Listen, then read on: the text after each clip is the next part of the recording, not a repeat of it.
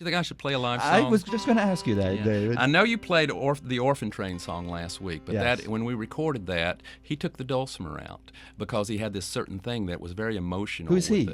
My producer, Steve Adabo. He Okay. did my first two records. Well, did you agree with that? I did, because I listened to it with and I listened to it without. Okay. He brought in this big rock star from England. I forget his name, and he did this pedal harmonium or something, and it was just beautiful. Dun dun dun. And this guitar thing was doing an off thing, and then he had this other thing. It was just beautiful, and he played it with the dulcimer and without. And I said, "You're right. It's more emotional without it." So, but I love my dulcimer version of it, so I thought I would play it again. And this is my favorite song of all the songs I've written. A fellow wrote me a letter out of the blue, Don McClanahan, wondering if I was his long lost brother. And I knew I wasn't, but I wrote him back, and he kept writing, and he'd been looking for his brother all this time. And I thought of the Orphan Train. I knew about the history of that, and I used that context to write his sort of story. It took me a good 3 months to get it right, and I had a melody and a counter melody, and I'll tell you a funny story about that after the song. Okay. But it is a heartbreaking song, and all the brothers and sisters out there looking for each other, I hope you find each other. This is called Rider on an Orphan Train.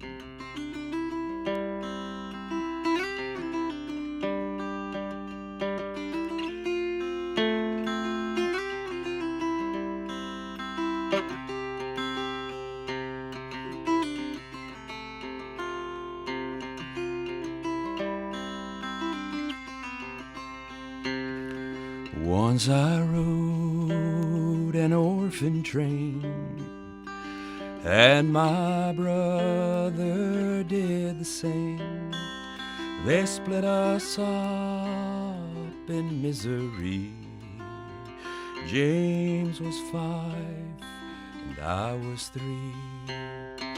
He got taken by some pair, but for me they did not care.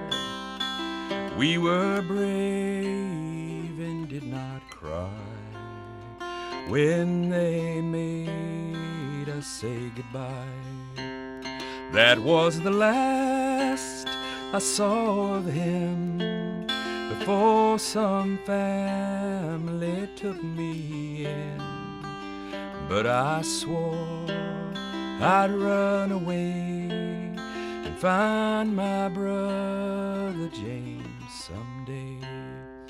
I went back when I was grown to see how old the children's home, and I asked for to see my file of when I was an orphan child.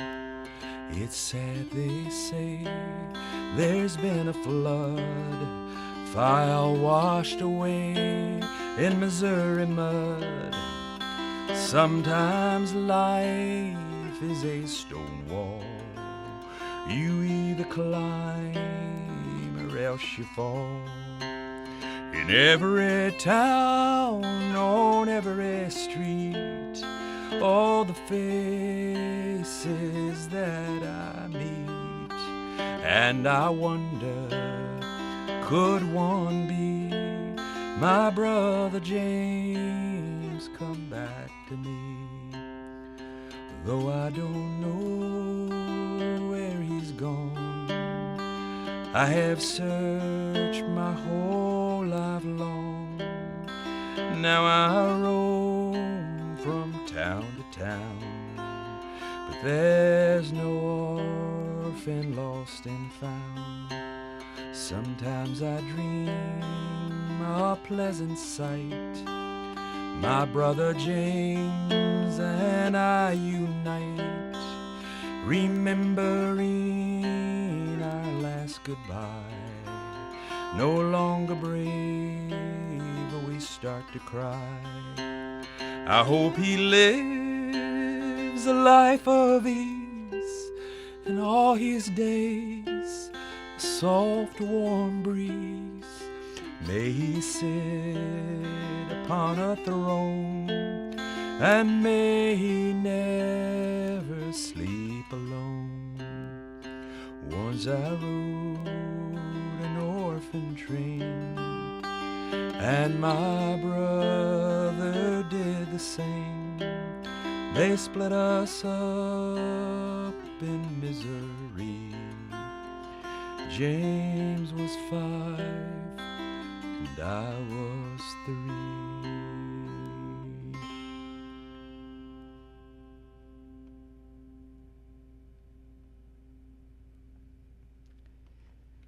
Live in the WLRN studio, David Massengill. David's in concert next weekend in South Florida, Friday evening at your Big Picture Cafe. He's the featured performer at the open mic at 4900 South University Drive. And then on Saturday night, it's a double bill with David Massengill and Rod McDonald at Moe's Art Theater at 700 Park Avenue in Lake Park. Information 561-337-6763 for the information at Moe's Art Theater. You had a story about that song? I do. I was playing it. Tom Paxton and his wife are very fond of that song, and I was doing a festival. We were doing a workshop, and it was a festival in Long Island. Tom and I were in the same little workshop, so there was 3 or 4 of us. And so I come around and I'm doing that song, and now Tom picks up his guitar, and it's fairly simple, and he's playing the chords to that song, and he looks really happy and proud of him that he's got this down.